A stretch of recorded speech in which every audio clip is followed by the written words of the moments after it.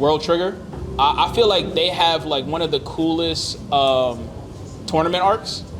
It's like pretty dope, and there's like a lot of strategy involved. Like the main character isn't really that tough, but he kind of pairs up with someone who's like super nice, and like he's just kind of like the brains behind it. But I remember that was like one of the first ones that I really like tuned into after Naruto, and then it went on like an 8-year hiatus. The anime came back for a season, and then it's on hiatus again. For another 8 years? Yeah, but the manga's still going, so. Gangsta, if anybody remembers that.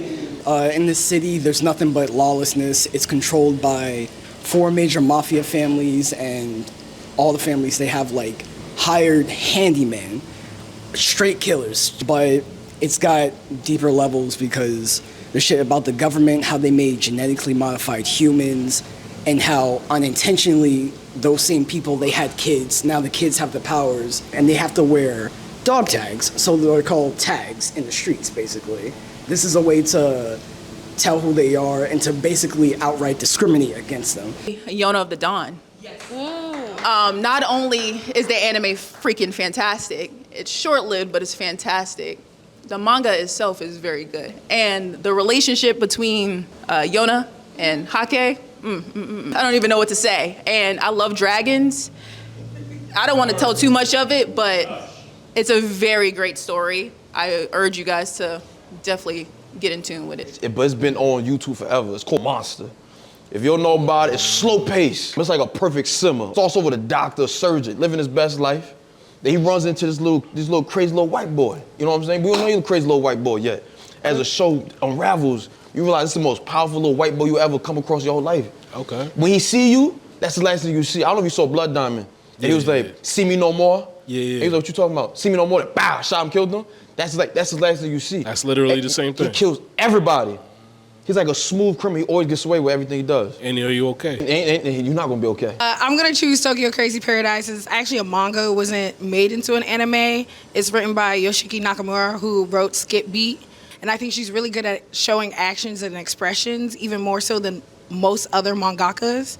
And in that one, it has a main female character, which at the time it was really popular to like make female characters cross-dress. So like she was hiding her identity, and they were like trying to show like what it would be like in the future of Tokyo, which was like 2020. So it just has a lot of guns, a lot of fighting, a lot of gangs. I like that type of stuff. School Rumble. If anybody know about the good old 24 episode Funimation, I haven't heard that one in a you want some minute. Comedy? School Rumble. School Rumble is just good old high school romance, hijinks. This girl Tenma, right? She loves one of her classmates, as we all do. Delulu, straight up Delulu for this man. Her classmate, you know who he loves? Curry. He loves curry. All up in that buttery goodness. It's just hijinks. It's fun. Keep it consistent. Kind of freaked out. It's called Pompoko. It's a movie from the 90s. It's a Ghibli movie. It's about tanukis, and the reason why I say it's freaked out is because you can see the tanuki's balls, which is just mad weird. But it is actually a really cool movie, and it's about the pretty much nature versus technology. There's like a suburban development that's gonna take over their forest and destroy it. So really, they use their magical powers, magical balls, to fight back against the fight back against the industrialization of their village. Talentless Nana, and I feel like, again, very well written, but it's also a very psychological thriller. It's about this young girl who infiltrates this school for the people who are called the talented, which are kids that are born with like supernatural powers, and they're meant to be trained to defend their nation against these supernatural threats.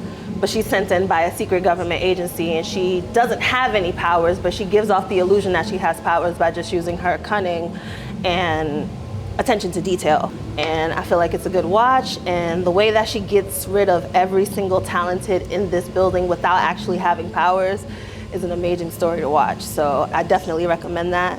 And So for me, I would say Platinum End.